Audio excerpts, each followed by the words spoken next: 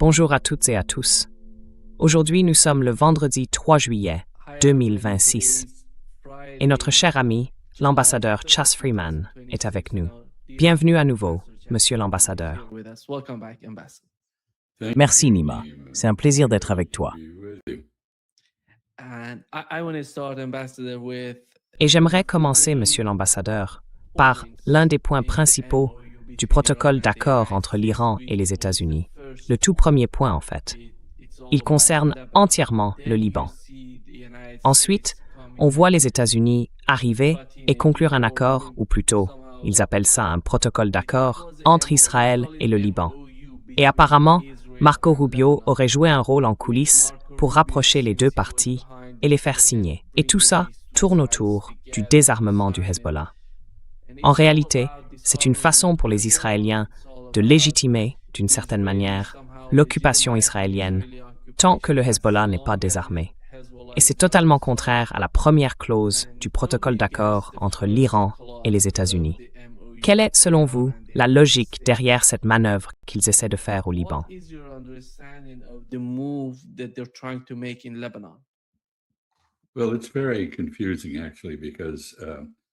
Eh bien, c'est très confus en fait, parce que comme vous le soulignez, la première condition pour des discussions de paix entre l'Iran et les États-Unis, la toute première condition, c'est la paix au Liban.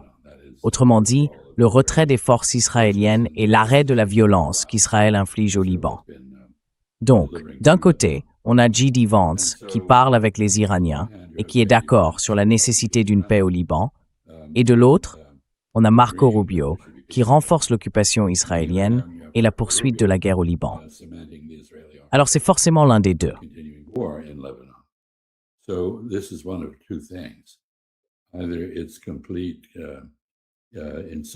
Soit c'est de la pure folie au sein de l'administration Trump, pour ne pas dire de la schizophrénie, soit c'est une sorte de manœuvre trompeuse de leur part. Ou alors, c'est une rivalité entre J.D. Vance et Marco Rubio, chacun défaisant ce que l'autre fait. Franchement, je ne pense pas qu'aucune des politiques de l'administration Trump en Asie de l'Ouest ait le moindre sens du point de vue des intérêts américains. Elles ne sont même pas cohérentes, comme le montre le cas du Liban que vous avez évoqué. Et il est assez clair que l'administration Trump n'est pas prête à accepter l'échec de sa politique vis-à-vis de l'Iran et d'Israël.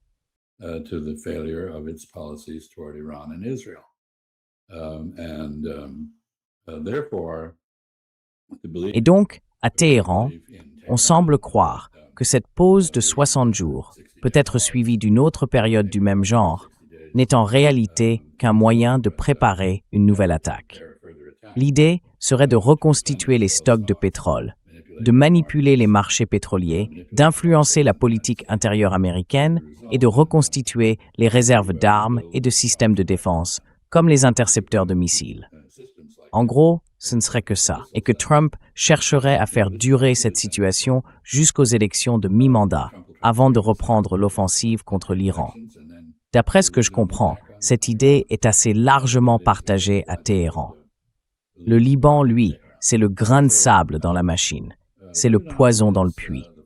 On ne peut pas avoir la paix en Asie de l'Ouest si Israël continue d'attaquer ses voisins de manière aussi brutale, comme il le fait au Liban. Et on le voit bien. Les Israéliens ne cachent absolument pas leurs intentions.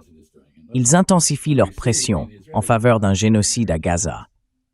Ils renforcent aussi leurs efforts pour procéder à un nettoyage ethnique en Cisjordanie.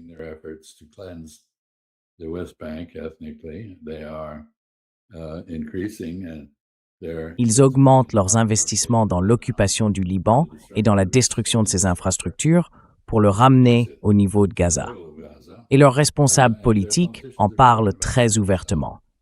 Ils ont aussi été très clairs sur l'idée d'assassiner des dirigeants iraniens, encore plus de dirigeants et de négociateurs iraniens, et ainsi de suite. Nous avons un rapport assez crédible, selon lequel les États-Unis étaient suffisamment inquiets des projets d'assassinat israéliens pour avertir Araghchi et d'autres qu'ils devaient faire très attention. Israël agit donc sans aucun contrôle. Pourtant, une certaine forme de contrôle américain sur Israël était la condition de base pour qu'il y ait la paix entre l'Iran et les États-Unis.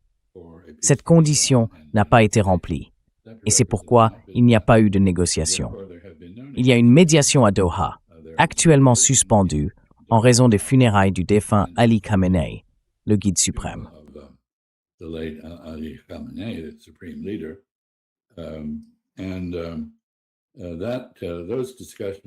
Et ces discussions là-bas ne portaient sur rien de nouveau. Elles concernaient une seule chose, savoir si les États-Unis allaient tenir leurs engagements prévus dans le mémorandum d'accord. Est-ce qu'ils allaient agir sur la question du Liban? Est-ce qu'ils allaient cesser de contester le contrôle iranien du détroit d'Ormuz? Est-ce qu'ils allaient restituer les avoirs iraniens gelés qui sont sous garde américaine depuis 47 ans? Est-ce qu'ils allaient lever leurs sanctions? Et en fait, est-ce que les États-Unis allaient cesser de menacer l'Iran de destruction? L'un des articles du mémorandum d'accord exige que chaque partie s'abstienne de toute menace ou de tout recours à la force contre l'autre. Or, les États-Unis ont violé cette clause à plusieurs reprises, à la fois en proférant des menaces et en utilisant la force. Donc malheureusement, tout cela ne ressemble pas à autre chose qu'à une manœuvre d'attente avant une nouvelle phase de confrontation.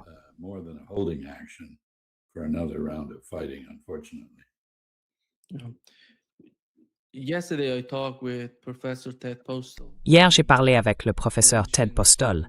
Il a évoqué les capacités des systèmes de défense aérienne, les PAC-3, les PAC-2, les systèmes Patriot, qui sont en gros les principaux systèmes de défense aérienne d'Israël. Parce que le système THAAD, lui, n'est pas très développé. Ils en ont 4 ou 5, et ils ne sont pas vraiment très performants non plus. Donc quand on regarde le résultat, quand on écoute des experts militaires comme le professeur Ted Postol, j'ai du mal à croire que ce serait un choix viable pour Donald Trump et pour les Israéliens de lancer une nouvelle guerre. Mais on sait bien que rien n'est vraiment rationnel, rien n'est vraiment logique. Quelle est votre lecture de tout ça?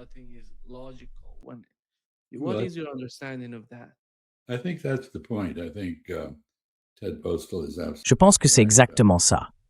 Je crois que Ted Postol a tout à fait raison. L'épuisement des capacités américaines et israéliennes a été énorme et la possibilité de les reconstituer est très faible. Donc, je ne pense pas qu'il soit réaliste d'imaginer que les États-Unis puissent reprendre le type de campagne qu'ils ont menée avec Israël contre l'Iran à partir du 28 février. C'est tout simplement impossible. Une grande partie de tout ça relève d'une politique étrangère fantasmée. Mais on sait que Donald Trump invente son propre monde. Je veux dire, il n'a aucun rapport avec le monde que vous, moi et d'autres percevons. C'est une fiction. Donc il est tout à fait possible qu'il croit vraiment disposer d'une telle option. Je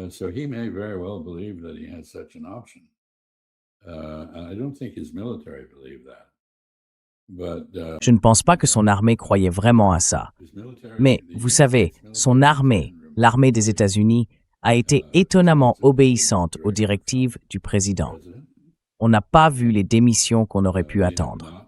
En revanche, on a vu beaucoup de généraux limogés, sans que ce soit très clair sur les raisons. Dans certains cas, ça semble lié à des questions de race ou de genre.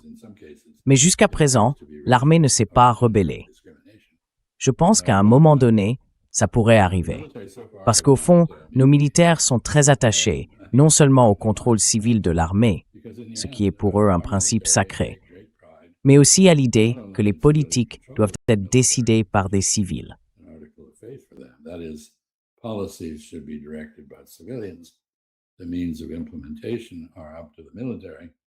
Les moyens de mise en œuvre relèvent de l'armée, mais elle prête serment à la Constitution, pas au président. Et elle y croit vraiment. Je ne pense pas qu'elle ait confiance en son secrétaire à la Défense, qui s'est lui-même proclamé secrétaire à la guerre. Je crois qu'il est largement tourné en ridicule au sein de l'armée, et à juste titre, parce que c'est un petit sadique prétentieux. Bref, je pense que Ted Postol a raison. Il a raison sur beaucoup de choses. Quand j'étais ambassadeur à Riyad, pendant la guerre du Golfe, entre 1990 et 1991, J'ai observé ce que je croyais être des interceptions de missiles Scud irakiens par des missiles Patriot. of incoming Scud missiles from Iraq. And what I was seeing was the interception. Ce que je voyais, c'était l'interception du fuselage, pas de l'ogive, qui s'était séparée. In retrospect, Et avec le recul, quand Ted a présenté son argument, j'ai compris que oui, on ne pouvait pas expliquer la mort de 28 personnes dans le bureau des passeports à Balad, en plein centre de Riyad, sans admettre que le patriote qui avait intercepté le missile n'avait pas désarmé l'ogive et ne l'avait pas fait exploser. Donc je pense qu'il a tout à fait raison sur beaucoup de points. Il est très empirique, et sur ce sujet, il a raison. Mais comme vous le dites, la rationalité n'est pas aux commandes. C'était insensé d'attaquer l'Iran de la manière dont nous l'avons fait. Ce serait tout aussi insensé de recommencer. Mais je ne peux pas exclure que nous le fassions. But I can't rule out the possibility we will.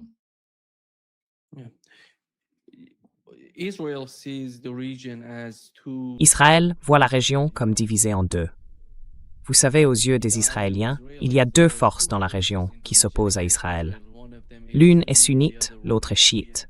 D'un côté, les frères musulmans, soutenus par la Turquie, et de l'autre, l'axe de la résistance, soutenu par l'Iran. Et ces deux camps sont aujourd'hui considérés comme les ennemis d'Israël. C'est en quelque sorte la recette d'une guerre sans fin, d'un conflit permanent dans la région. Cela veut dire qu'on a le sentiment que tout le monde autour de vous est un ennemi. Il faut les combattre. Il faut frapper avant qu'ils ne frappent. En gros, la stratégie militaire israélienne, c'est d'agir de manière préventive contre l'ennemi. Et ils le font souvent. Quand il s'agit du Liban ou d'autres zones en Syrie, ils mènent des frappes sur certaines cibles. Mais personne ne sait vraiment ce qui se passe, par exemple en Syrie, parce que personne ne les attaque depuis la Syrie.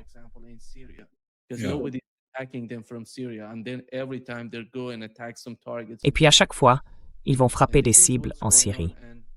Voilà ce qui se passe. Et je ne sais pas à quel point ça préoccupe vraiment Washington, parce qu'à long terme, tout tourne autour de la guerre. Israël, on le sait, a ses limites. Ils n'ont pas tant de capacité que ça. Même J.D. Vance a dit que les 2/3 de ce qu'ils ont viennent des États-Unis. Donc s'ils déclenchent quelque chose, ce sont les États-Unis qui doivent se battre. Et Israël finit par reculer, comme on l'a vu avec l'Iran. Ils ont commencé la guerre, et sa poursuite s'est faite entre l'Iran et les États-Unis. Israël, de son côté, était déjà très impliqué dans le dossier du Liban. Et à mon avis, ce sera la même chose s'il lance quelque chose contre, par exemple, la Turquie ou d'autres acteurs de la région.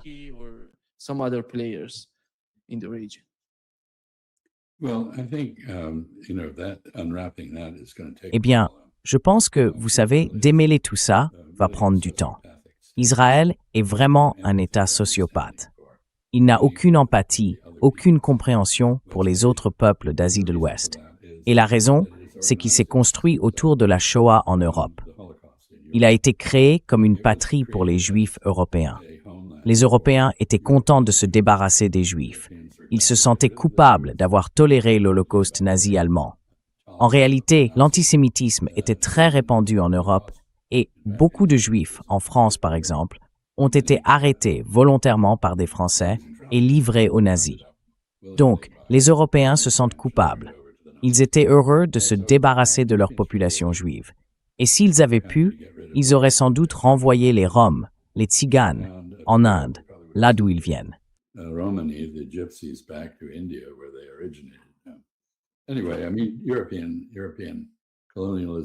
De toute façon, le colonialisme européen était profondément raciste, et Israël a été fondé sur cette base. Et la Shoah a donné aux Juifs européens une très mauvaise leçon, ou plutôt deux. La première, c'est que tout le monde veut te tuer. Et la deuxième, c'est que personne n'est ton ami, personne ne viendra t'aider. Donc il faut, comme ils disent, se lever et frapper le premier. L'attaque préventive devient alors le seul moyen d'assurer sa survie. Et bien sûr, Israël veut la sécurité pour son peuple, qui comprend aujourd'hui aussi les Juifs arabes, les Mizrahim, qui ont été forcés de venir en Israël à cause des réactions dans la région après la création de l'État. Eux, ils sont vraiment innocents. Et rappelons-nous que contrairement au mythe que Donald Trump répète sans cesse et que beaucoup d'Israéliens reprennent, il y avait la paix au Moyen-Orient sous les Ottomans. There was peace in the Middle East under the Ottomans. Different communities lived together. Différentes communautés vivaient ensemble. Il y a un excellent roman, Des oiseaux sans ailes, qui raconte l'effondrement de cet ordre social où Grecs, Arméniens, Turcs et d'autres vivaient paisiblement côte à côte à l'époque ottomane. Cet effondrement, le génocide arménien et tout ce qui en a découlé. Mais vous savez, il faut se rappeler que les Juifs arabes sont innocents. Ils ont été entraînés dans cette politique psychotique qu'Israël mène, une politique qui le pousse à voir tout le monde comme un ennemi. Et vous savez, ce sentiment d'hostilité ne s'arrête pas à l'Asie de l'Ouest. Les Israéliens considèrent aussi les Européens comme des ennemis potentiels. Et il faut dire, les Européens ont tué beaucoup d'entre eux, beaucoup de leurs ancêtres.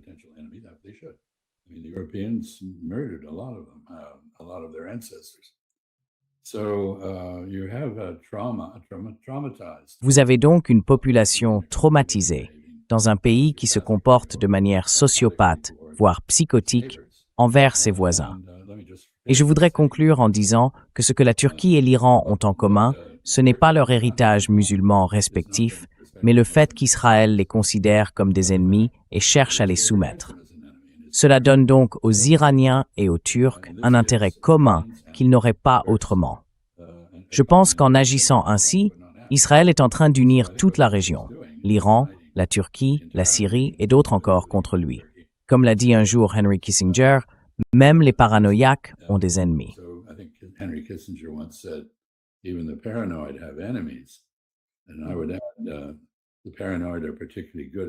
Et j'ajouterais que les paranoïaques sont particulièrement doués pour se faire des ennemis. Parce que si vous traitez les autres comme des ennemis, ils finiront par vous voir comme un ennemi. Et c'est exactement là où en est Israël. Je ne pense pas que ce soit la recette pour assurer la survie de l'État d'Israël. Je viens de lire un article dans Haaretz, un grand journal israélien, remarquable par son honnêteté et son courage, à propos d'Ehud Barak, que j'ai rencontré quand j'étais secrétaire adjoint à la Défense. C'est un homme très brillant. Et lui, depuis longtemps, il dit clairement, on ne peut pas continuer comme ça. On ne peut pas vivre dans un système d'apartheid. On ne peut pas être en hostilité permanente avec tous nos voisins. Il faut faire la paix. Et un jour, il m'a parlé d'une comparaison avec l'Espagne musulmane.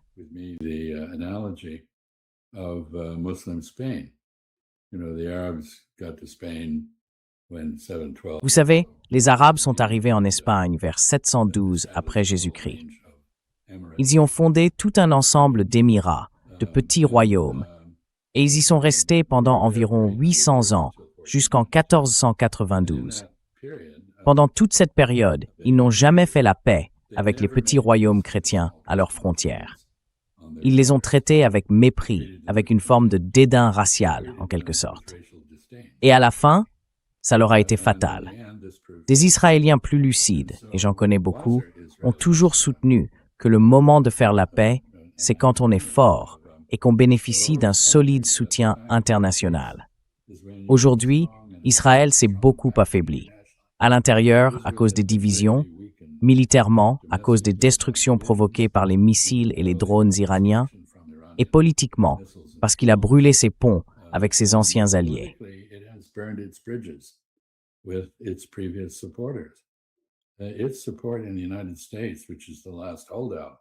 Son soutien aux États-Unis, qui sont le dernier bastion, est en train de s'évaporer à mesure qu'on parle.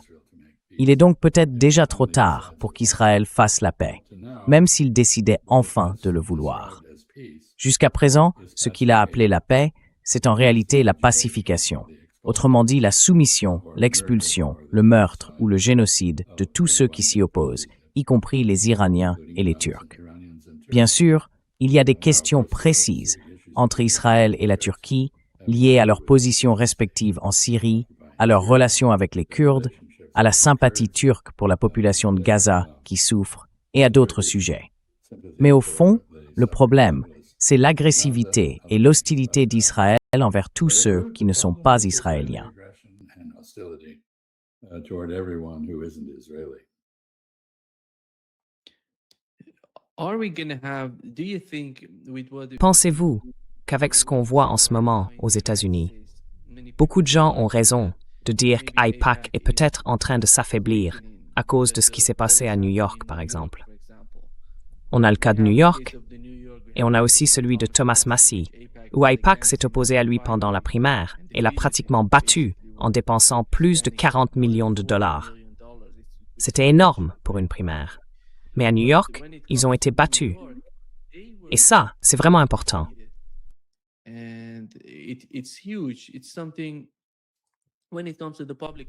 Quand on parle de l'opinion publique aux États-Unis, beaucoup de gens disent que le système est trop favorable à Israël et qu'il est donc impossible de voir un vrai changement à court terme. Mais on dirait que les choses commencent à bouger. On le voit dans les nouvelles primaires à New York et ailleurs. Et ça, c'est quelque chose qui devrait inquiéter les Israéliens. Parce que, à long terme, ils voient bien que ce changement finit par atteindre les responsables politiques. Peut-être même que le prochain président des États-Unis fera partie de ces gens qui comprennent ce qui se passe et qui sauront où le pays va dans la prochaine décennie, par exemple. Well, I think they are very, very concerned, and you can see this. Eh bien, je pense qu'ils sont vraiment, vraiment inquiets. Et on peut le voir, on peut même le mesurer à la somme d'argent que le ministère des Affaires stratégiques, celui qui est chargé de la Hasbara, c'est-à-dire la propagande d'autojustification d'Israël, est en train de dépenser. Ce sont des montants énormes qu'ils injectent dans la propagande. Mais ça ne marche pas. Non. Je crois que le résultat le plus révélateur des dernières primaires, c'est l'élection d'une avocate née en Éthiopie, une femme du Colorado.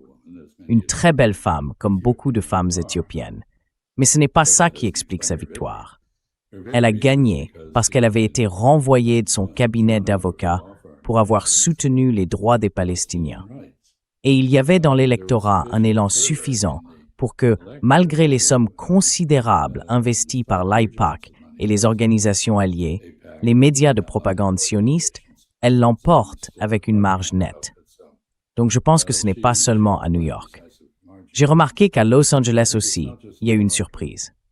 I note that in Los Angeles there was an upset also, and I think a number of things. Je pense que plusieurs choses sont en train de se rejoindre. On verra, lors des élections de mi-mandat, si tout cela est aussi réel que ça en a l'air. Mais on voit une vraie colère face à l'indifférence de l'élite politique américaine, au fait qu'elle a été achetée par le lobby sioniste, qu'elle est corrompue par ce lobby, qu'elle n'écoute pas et ne suit pas les valeurs des Américains ordinaires, et qu'elle refuse de condamner Israël et ses actes malveillants. Ces actions jugées mauvaises dans des endroits comme Gaza, la Cisjordanie ou le Liban, et même en Syrie, même si la plupart des Américains ne sont pas vraiment conscients de ce qu'Israël y fait.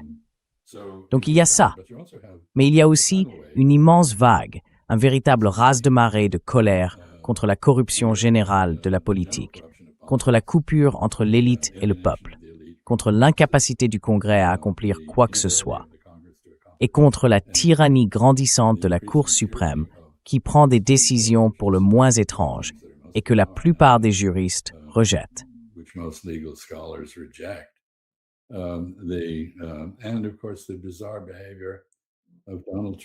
Et bien sûr, il y a le comportement complètement étrange de Donald Trump, totalement incohérent, qui s'imagine toutes sortes de choses. Franchement, l'un des aspects les plus absurdes en ce moment à mes yeux, c'est la polémique autour du bassin réfléchissant du National Mall. Vous savez, si vous êtes ingénieur, vous savez que si on met une couleur sombre au fond d'un bassin peu profond, l'eau chauffe parce que le soleil est absorbé par le matériau sombre, puis la chaleur est renvoyée dans l'eau. Et là, on crée un environnement parfait pour la prolifération des algues. C'est exactement ce qui s'est passé. Et maintenant, on entend dire que l'échec de ce projet ne viendrait pas d'un problème de conception, mais d'actes de vandalisme.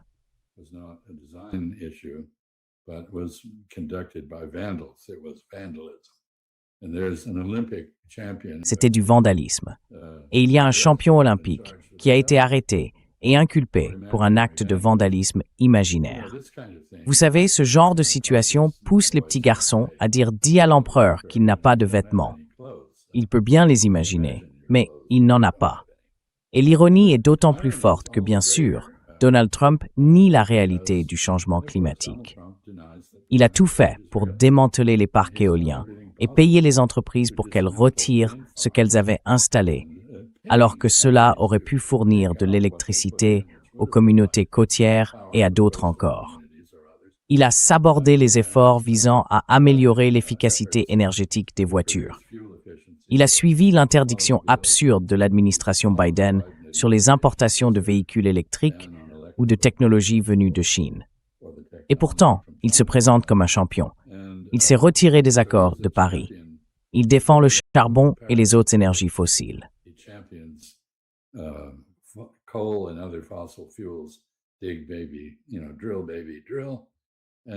Creuse, ma belle, tu sais, fort, ma belle, fort.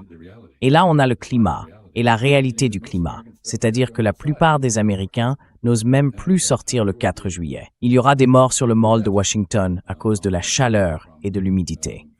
Donc la nature est toujours là et elle n'est pas contente de Donald Trump. Et donc, oui, on voit une montée. Ici, on parle de Mdani, d'autres à New York, c'est le mouvement des socialistes démocrates d'Amérique. Il y a aussi Metem Kiros, au Colorado, la femme éthiopienne dont j'ai parlé. Mais à droite, parce que ça, c'est à gauche, à droite, on retrouve la même force à l'œuvre. En fait, le système politique américain est en train de se déliter à cause de l'abstraction totale de Donald Trump et de son administration vis-à-vis de la réalité. On ne peut pas faire ça indéfiniment, comme le montre bien la vengeance du changement climatique. With the heat wave that we're experiencing illustrates. Yeah. He doesn't call Oui, them il ne les socialists, appelle pas des they're socialistes. communists. Il dit que ce sont des communistes. Et ça, c'est sans doute l'un des plus grands problèmes pour les États-Unis, peut-être même le plus grand. C'est la perception qu'on a, mais ça ne change pas, monsieur l'ambassadeur, la réalité au sein du Parti démocrate. Je pense qu'avec le temps, on va voir des gens comme Chuck Schumer ou Hakeem Jeffries être mis de côté à cause du mouvement qui est en train de se produire à l'intérieur du Parti démocrate. Exactly. The people who are being elected in the primaries are Exactement. explicitly refusing Les personnes élues lors des primaires refusent clairement de s'engager à soutenir la direction actuelle du Parti démocrate, Schumer, Jeffries en particulier. Et il y a dans le pays un sentiment général de dégoût envers les politiciens professionnels. Ça se ressent dans l'attitude du public vis-à-vis du Congrès. Le Congrès n'a jamais eu un niveau d'approbation aussi bas qu'aujourd'hui, et c'est compréhensible. En gros, il fonctionne comme un simple tampon. D'ailleurs, j'ai passé un certain temps en Chine, et l'Assemblée nationale, populaire, qu'on décrit souvent comme une chambre d'enregistrement, a en réalité des débats plus vifs sur les questions de fond que notre Congrès en ce moment.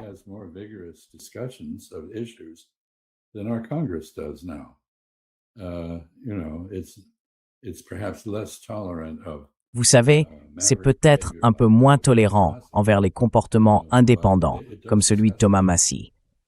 Mais au moins, on y débat des vrais sujets, sérieusement, et on y fait de la politique. Aujourd'hui, les États-Unis sont tombés bien bas, et pourtant, c'est le 250e anniversaire de notre indépendance. Mais ce n'est pas le 250e anniversaire de la Révolution. La Révolution, la vraie, a eu lieu en 1787, 21 ans plus tard, avec l'adoption de la Constitution et de la Déclaration des droits. Et cette révolution, elle est en train d'être défaite par la Cour suprême, qui invente toutes sortes de choses qu'elle prétend être d'origine, mais qui ne le sont pas. Par le Congrès, qui refuse de se lever et d'assumer ses responsabilités. Et par le président, qui se berce d'illusions et mène une politique hallucinatoire.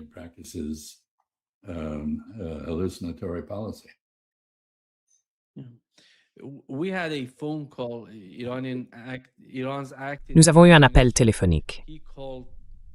le ministre iranien de la Défense par intérim a proposé de créer un mécanisme de sécurité conjoint entre les pays islamiques. Il a expliqué que la présence de forces extérieures à la région était devenue une source d'instabilité lors de cet échange avec son homologue turc. Et je suppose que le même type d'arguments, le même genre de discussions, ont lieu entre l'Iran et l'Arabie saoudite, entre l'Iran et le Qatar. Saudi Arabia, between Iran and Qatar. And You would think so. This is actually Je le pense, oui. En fait, bien sûr, l'Arabie saoudite a connu à plusieurs reprises des crises d'identité. Elle s'est tour à tour présentée comme le berceau des Arabes, puis comme un modèle de l'islam. Et plus récemment, c'est le nationalisme saoudien qui s'est imposé. Mais un fil conducteur traverse toute l'histoire du pays. Son identification à la communauté islamique, au sens large, celle des 57 pays membres de l'Organisation de la coopération islamique. D'ailleurs, l'Arabie saoudite a réagi au terrorisme du 11 septembre, qui la visait aussi, en essayant de mettre sur pied une alliance pan-islamique contre le terrorisme. Mais en réalité, cela n'a pas vraiment fonctionné. Against terrorism. That has not worked, really. It's not been much in evidence. But On n'en a pas vraiment vu beaucoup de signes. Mais je pense qu'Israël et les États-Unis ont provoqué une crise suffisamment grave au cœur du monde musulman, dans la région du Golfe Persique, ou en Asie de l'Ouest, si vous préférez, pour qu'une forme d'effort pan-islamique puisse désormais réussir. À mon avis, l'OCI, l'Organisation de la coopération islamique, serait le cadre le plus logique pour cela. Et l'Iran, qui autrefois était en froid avec cette organisation, a en quelque sorte fait la paix avec elle. Je dirais aussi que par le passé, l'un des obstacles à la coopération pan-islamique, c'était l'orientation chiite très marquée de la direction iranienne. Shiite orientation of the Iranian leadership. But the IRGC is not the same as Mais le corps des gardiens de la révolution islamique, ce n'est pas la même chose que l'ayatollah Khomeini, ni même que Khamenei. Et l'Iran, aujourd'hui, est bien plus nationaliste, bien plus perse, un peu moins islamique dans son identité. Donc c'est logique, et ça rejoint ce dont on parlait tout à l'heure. Israël pousse la Turquie et l'Iran à se rapprocher, exactement comme les États-Unis ont poussé la Chine et la Russie à le faire. On ne pourrait guère imaginer une politique israélienne plus stupide que celle-là. Ce genre de menace arrogante qu'on entend dans la bouche de gens comme Naftali Bennett, qui parlent ouvertement de la Turquie comme d'un ennemi, sont profondément autodestructrices. Et il est vraiment difficile de voir en quoi elles servent les intérêts d'Israël, même si elles peuvent flatter une partie de sa population la plus intolérante. although they may appeal to its bigoted population. We had a report. We know one of the main reasons. Nous avons reçu un rapport. Nous savons qu'une des principales raisons pour lesquelles Donald Trump voulait mettre fin à la guerre, c'était le manque de missiles et d'intercepteurs, et la façon dont le conflit se déroulait. En quelque sorte, il n'avait plus vraiment de cible en Iran. Il devait donc frapper des infrastructures civiles. L'autre aspect, c'est le détroit d'Ormuz. Le problème avec le détroit d'Ormuz, eh bien, le général a rapporté hier que l'Iran avait rejeté une offre américaine visant à débloquer une partie des fonds iraniens gelés, en échange de l'abandon par l'Iran de son projet d'imposer des péages ou des frais sur la navigation commerciale dans le détroit d'Ormuz. Pensez-vous que l'administration Trump croit encore pouvoir contrôler la situation dans le détroit d'Ormuz? Il a déclaré hier, dans une interview récente, « C'est nous qui tenons les rênes dans le détroit d'Ormuz », ce qui est en gros, vous voyez. Nonsense. Absolute nonsense. But we Absurde. can't expect nothing else from Totalement absurde. no, I don't Mais on n'attend plus rien d'autre de sa part. anymore. Non, except among je ne pense pas que Donald Trump ait encore la moindre crédibilité, où que ce soit, sauf auprès des courtisans qui l'entourent. belong to Iran, which were L'idée de libérer les avoirs iraniens gelés qui appartiennent à l'Iran et qui ont été saisis par les États-Unis après la révolution islamique et la prise d'otages de diplomates qui l'a accompagné, cette idée est, dans l'imagination de l'administration Trump, liée à l'achat de produits américains. Autrement dit, l'Iran serait obligé d'acheter des produits agricoles américains, ce qui permettrait d'atténuer le problème créé par les tarifs douaniers de Trump et par l'aliénation de nos clients étrangers.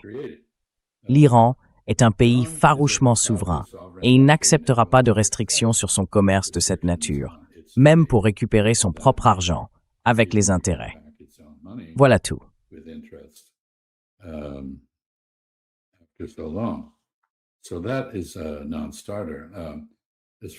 Donc ça, c'est hors de question. En ce qui concerne le contrôle du détroit d'Ormuz, l'Iran vient de réitérer un avertissement aux navires. S'ils tentent de traverser le détroit sans l'autorisation de Téhéran et sans emprunter les routes approuvées par l'Iran, ils seront pris pour cible. Des mesures sérieuses seront prises contre eux. Il n'y a donc vraiment aucun doute sur qui contrôle le détroit. Je veux dire, les États-Unis ont raison sur un point. Jusqu'à présent, le droit international stipulait que les détroits étaient ouverts à tous sans frais. L'Iran vient de modifier cette équation. Et comme je l'ai déjà souligné, les Israéliens ont été les premiers à introduire l'idée que les violations du droit international finissent par créer un nouveau droit.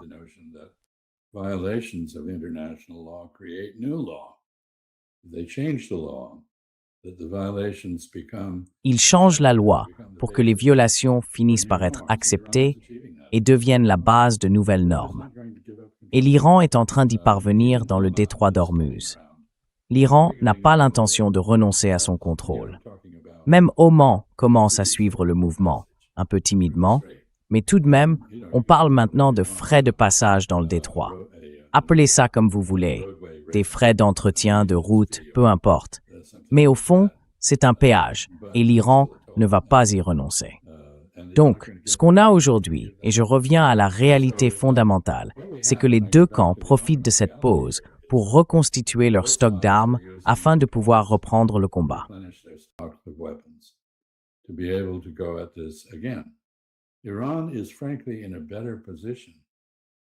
L'Iran, franchement, est dans une meilleure position à cet égard que les États-Unis, et ce pour plusieurs raisons. Il a conservé la majorité de son stock de missiles. C'est un producteur très rapide de drones, et il dispose d'un large stock de drones encore inutilisés.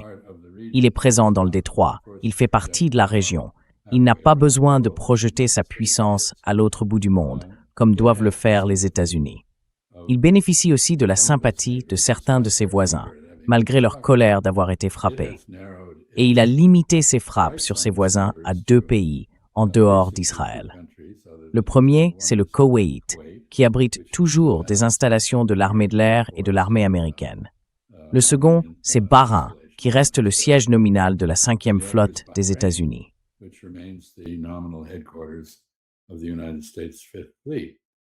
Il n'attaque plus personne maintenant.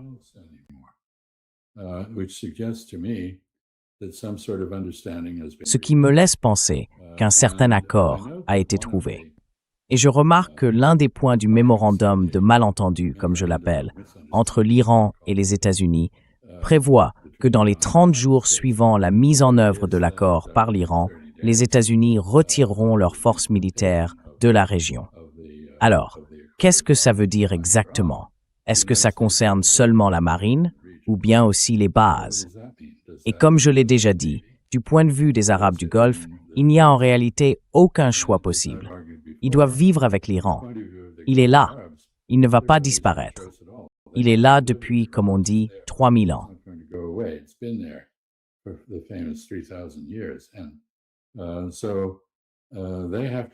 Ils doivent donc se protéger eux-mêmes. Les États-Unis ont montré qu'ils n'en étaient pas capables. Nous ne pouvons pas les protéger. Ils doivent se protéger eux-mêmes, à la fois contre Israël, qui les a déjà attaqués.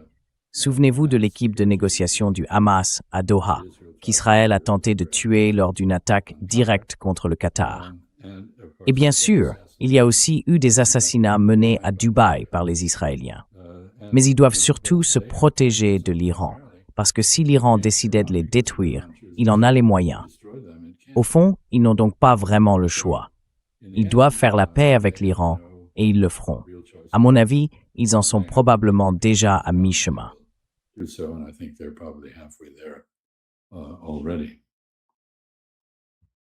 My understanding is that we're gonna have these D'après sort ce of que je comprends, discussions about the on va war continuer à in avoir ce genre de Ukraine discussion or sur la the guerre en last Asie de day l'Ouest, of the last sur la guerre en phase of this Ukraine, administration, jusqu'à la dernière because minute it de doesn't cette seem administration. that they're gonna Parce qu'on n'a pas vraiment l'impression qu'ils soient sérieux they're à l'idée de really conclure un serious about accord, making que ce some soit sort of, avec la Russie you know, ou avec l'Iran. Ils parlent agreement beaucoup, with ils Russia, bougent with beaucoup, Iran. ils We're font des talking, allers-retours, talking a lot, mais au final, moving a lot, rien de concret n'en like sort. going back and forth, but nothing practical coming out of this. Well, there are no negotiations in progress. Either with Eh bien, Iran il n'y a pas non or plus with, de négociations en cours avec l'Iran. directed Il y a un not processus de at, médiation, reaching mais il ne agreement, vise but pas à parvenir à un about accord. the implementation Il s'agit plutôt de faire appliquer les engagements pris dans ce qu'on appelle le mémorandum d'entente. by Qatar. Cette médiation est menée par le Qatar et le Pakistan, à Doha. Representatives, Et qui sont les représentants américains? Jared Kushner, Stephen Witkoff you know, et Jared and Kushner. might as well, Autant dire qu'on aurait pu nommer le diable lui-même, have appointed the vu la crédibilité de ces deux hommes à ce stade. you know, a Ils n'en ont absolument aucune, et leur présence semble n'avoir d'autre but que de faire traîner les choses. credibility at all. C'est la même chose avec l'Ukraine. Just apparently, Il n'y a pas de discussion en cours avec la Russie. Les Russes ont conclu que la réunion au sommet d'Anchorage était une farce, the Russians pas quelque chose de sérieux. summit meeting at Anchorage was a farce, not serious. Trump administration never followed up on any of the commitments. L'administration Trump n'a jamais donné suite à aucun des engagements qu'elle aurait pris. Et les Européens, eux, parlent de guerre avec la Russie, pas de paix. Certains en Europe soutiennent, voire facilitent, les frappes ukrainiennes en profondeur sur le territoire russe. Ces frappes agacent la Russie. Elles lui posent problème, mais elles illustrent surtout l'argument russe. La présence d'une force hostile en Ukraine représente une menace pour la Fédération de Russie. Autrement dit, toute force liée à l'OTAN en Ukraine est perçue par Moscou comme un danger qu'il faut éliminer. Les Russes s'emploient donc à le faire, non pas à la table des négociations, ce qui aurait été bien moins sanglant et plus acceptable, mais par des frappes en profondeur sur l'Ukraine. En somme, je pense que les Russes en sont arrivés à deux conclusions. In other words, I suspect that what the Russians have concluded is two things. First, there's no point in talking to, or maybe three things. D'abord, ça ne sert à rien de parler avec, disons trois choses.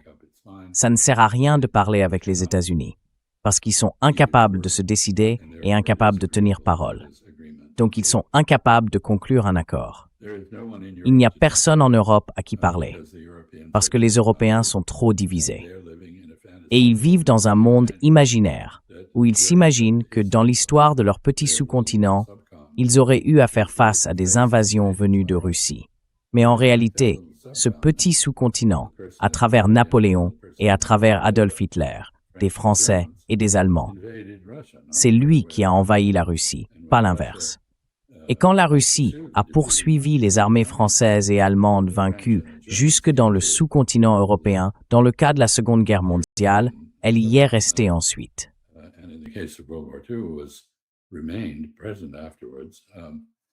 This was the result of a defensive action. C'était le résultat d'une action défensive, pas d'une action offensive. Mais les Européens se sont convaincus que la Russie avait perdu son territoire et qu'en conséquence, ils devaient sacrifier les Ukrainiens. Vous voyez, se battre jusqu'au dernier Ukrainien pour tenir les Russes à distance. Et la troisième chose que les Russes ont conclue, c'est que l'Ukraine est à bout, mais qu'elle refuse de négocier. Donc, ce qu'ils vont faire à l'Ukraine, c'est ce qu'ils ont fait à la Tchétchénie et à Grozny. Ils vont raser le pays. Ils vont rendre une partie de l'Ukraine inhabitable, pas avec des attaques d'infanterie, mais avec des missiles aériens, des bombes planantes et d'autres systèmes. Et on commence à en voir les signes avec les frappes massives sur Kiev.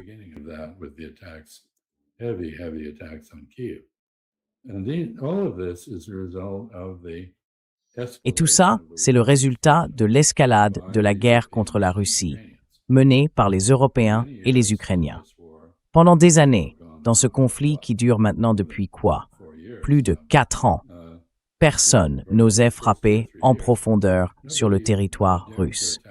les 2 ou 3 premières années, tout le monde savait que ça provoquerait une contre-escalade de la part des Russes.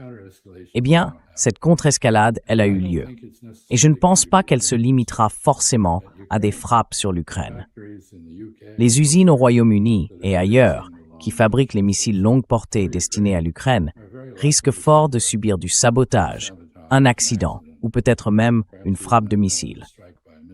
Parce que la situation actuelle, même si elle est insupportable pour l'Ukraine, elle ne l'est pas non plus pour la Russie. It's not tolerable for Russia either. So, what we have in common here is Ce qu'on a en commun ici, c'est une conclusion partagée par Téhéran, par la direction palestinienne, par le Hezbollah et aussi par les Russes. Il n'y a plus aucun intérêt à négocier avec les États-Unis. Il faut agir sur le terrain, tout simplement. Et d'une manière ou d'une autre, c'est ce qui se passe. Il est clair que le gouvernement libanais, qui cherche à coopérer avec Israël pour détruire le pouvoir politique chiite au Liban, n'a aucune chance de réussir. Et de la même façon, la propagande qui prétend que l'Ukraine inflige des pertes énormes aux Russes, bien au-delà de la réalité, ne gagnera pas la guerre pour eux.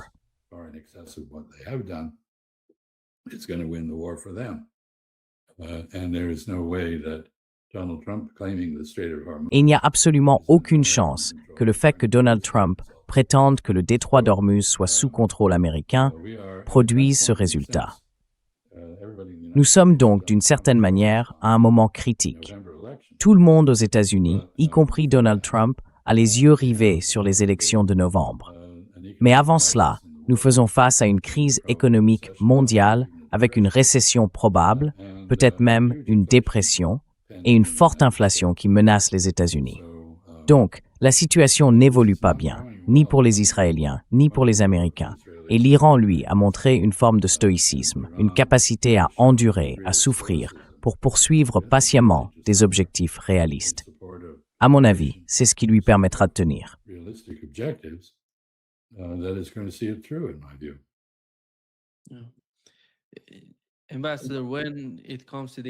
Monsieur l'ambassadeur, quand on parle des États-Unis, on voit que de nouvelles personnes ressentent les choses autrement.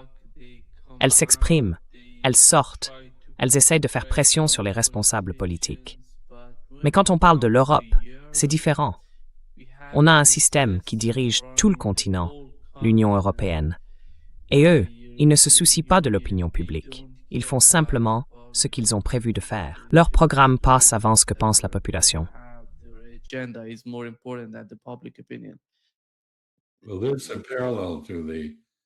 Eh bien, il y a un parallèle avec la situation américaine, dans le sens où la bureaucratie non élue de la Commission européenne à Bruxelles est largement critiquée pour son arrogance, pour cette idée qu'elle sait mieux que tout le monde et qu'elle peut fixer les règles pour tout le monde, qu'on le veuille ou non. C'est un gouvernement sans véritable responsabilité démocratique. Nous avons la même chose aujourd'hui aux États-Unis. L'Europe, elle, là à l'échelle du continent. On verra bien ce qui va se passer.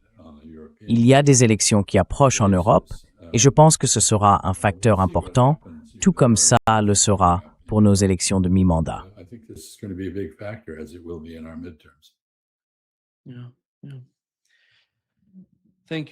Merci beaucoup, Monsieur l'ambassadeur, d'être avec nous aujourd'hui. C'est toujours un grand plaisir et je vous souhaite une très bonne fête du 4 juillet. Oh, merci beaucoup. J'aimerais que ce soit une occasion plus joyeuse, mais ça va pas l'être. Je ne pense pas que je vais sortir par cette chaleur de 40 degrés ici à Exeter dans le New Hampshire. Normalement, il devrait faire froid ici, mais non. Bref, tu es toujours dans le Minnesota. Ice? Oui, je suis toujours dans le Minnesota, Ice. Oh, j'espère qu'il fera beau et que tu passeras un excellent week-end. 19 degrés Celsius, c'est bien ça. Ah, parfait, je suis vraiment jaloux. Bon, à bientôt. Bye bye. Merci.